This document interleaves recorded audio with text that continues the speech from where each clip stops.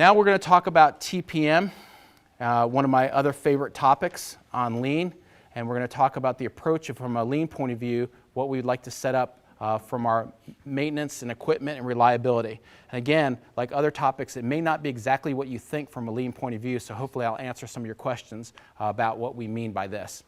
When we talk about a total productive maintenance, or TPM, we want to achieve maximum equipment effectiveness, and it's through employee involvement. That means management, operators, and maintenance. A lot of people think it's just a maintenance thing when you think TPM, but it's not. It's trying to get everybody involved. Just like when we talked about before, lean and the theme of focusing on the process and getting everybody involved, this means getting everybody involved. And what is everybody's role in a TPM process? What we're looking for is machine stability and effectiveness, sort of like the old-fashioned Maytag repairman. That he sat and wait for calls because things were just running so smoothly. That's the kind of processes that we want to have set up. So the mind shift we want to shift from is typically is I operate the machine, you fix it. I as an operator work on the machine, you in maintenance, you fix it. We want to shift that to saying we treat this equipment like it was our own. How many people have had the luxury of buying a brand new car? Okay? How did you treat that car the first week you had it? Yes. Where did you park? Okay. Were you worried about who was parked next to you? How were you when you drove it? Okay. Did you notice the potholes a little bit more? Okay. Now that summer, how often did you wash it and clean it? Were you allowed to eat or drink inside your car when you first had it? Okay. Now, what if you had the car for about 5 years? You may have got rid of it already, yes. But some of us keep our cars a little bit longer. But if you kept the car longer, okay, how do you treat that different than from your very car fresh off the lot? Do you worry so much about spills, who you park next to, hitting occasional pothole, and it gets washed when it rains? Okay? So we treat our equipment differently. Now, knowing that's part of human nature, look at our equipment in the plants. Are they looking and acting and operating like a brand new car off the lot? Or are they looking like you had that car for 5 years? And how do people treat that piece of equipment as a result? If we treat our equipment well, do you think others would treat it well? More than likely. So what we want to do is focus on our teamwork, look at skills, look at how operators interact with the machine, look how maintenance will interact with the machine. We want to make sure our machines are more available to do work. That doesn't mean it's working all the time, but it should be available that it does work all the time. Remember, we don't want to overproduce. And we want to look at how can a good TPM approach save us money, so we're not replacing equipment prematurely or spending a lot of money on repairs. Again, this is not just a maintenance department program. This is not just an event or a workshop, although typically when we teach a TPM, we tie it to a Kaizen event, because this is just like swimming, like we mentioned before. We can talk about it, but until you actually get your hands dirty and start doing it, you don't understand the true process of a TPM and what you can learn from it. So we tie it to an actual event where people can experience this. It's not a way to eliminate the skilled trade staff, which typically are considered a cost or an expense to companies. So we're not trying to eliminate maintenance or high skilled. And we're not trying to make operators into skilled tradesmen. That's not the approach either. We're not trying to get operators to replace the whole role of maintenance. So those are misconceptions when people think TPM. Mr. Ito basically said, one of the Japanese consultants, machines and equipment are the heart of our factories and offices.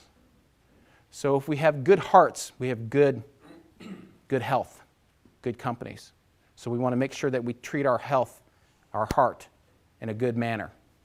So speaking of our health, how would we treat ourselves in a good manner?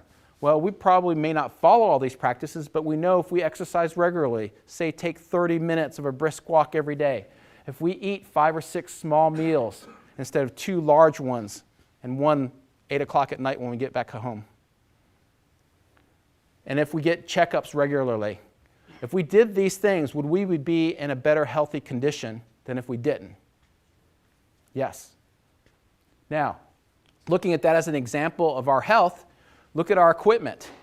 If we exercise by sorting, straightening, and shining, by giving proper lubrication and air filter changes, and by doing performance checks on it, would our equipment operate in a healthier manner?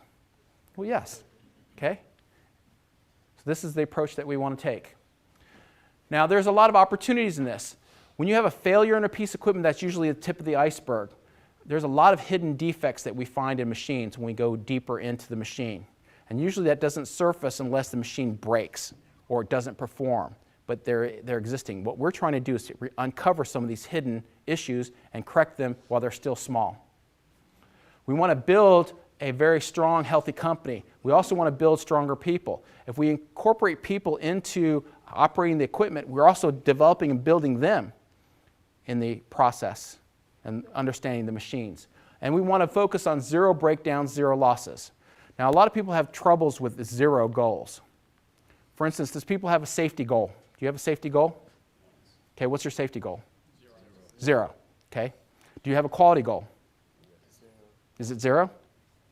Okay, that's good. Some companies don't. Some companies say, safety goal, we'll allow 0.5 incidences per 3 months, okay, or something along those lines.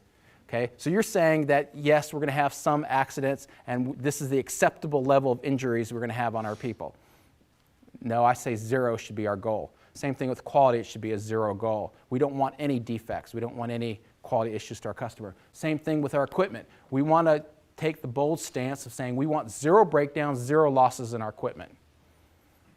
We don't want to accept that it's going to happen, or at least our goal is to reach that perfection level even though we're not there yet. So we want to prevent breakdowns. That's one of the approaches we want to do. We want to look at modifying our equipment to prevent those breakdowns and make it easier to maintain them. And we'll explain more about what that is.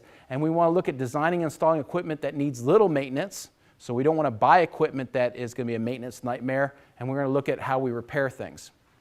So these are the 8 key strategies, and we'll cover most of them at various levels in depth. But we want to focus on how to make equipment more efficient. What does that mean? Autonomous maintenance, which is where we involve the employees. What is a planned maintenance? What does that look like for maintenance? What kind of training should we do? What about early equipment management program when you buy new equipment? What is quality maintenance activities?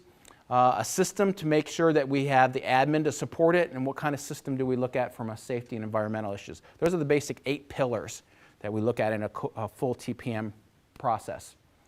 One of the realities that we all are facing right now today, because that's all good for what we want for a full TPM, but right now today, I'd have to say that it's a true statement that machines do break down, right? Okay, right now today. So let's deal with today first, and then move to where we need to go to. Machines do break down.